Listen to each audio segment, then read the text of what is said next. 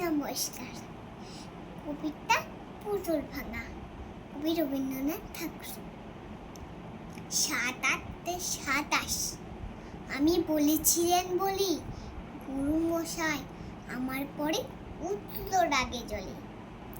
মা গো, তুমি ৫ পয়সায় এবার রথের দিনে সেই যে রঙের পুতুলখানি আপনি দিলেন কিনে। খাতার নিচে ছিল টাকা, দেখালে এক ছেলে। গুরু মশাই রেগে মেগে ভেঙে দিলেন ফেলে।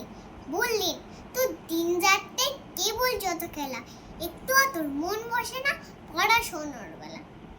মা গো, তুমি জানাই কাকি ওর কি করু আছি, আমি যদি নালিশ করি এক্ষুনি তার কাছে।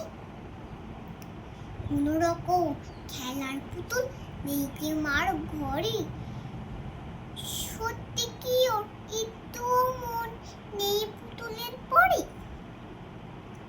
সকাল সাজে তাদের নিয়ে ঘুরতে গিয়ে খেলা, কোনো পড়ায় করেননি কি কোন রকম হেলা। ওর যদি সেই পুতুল নিয়ে ভাঙেন কেউ রাগে, বল দেখি মা ওর মনে তা কেমন তর লাগে।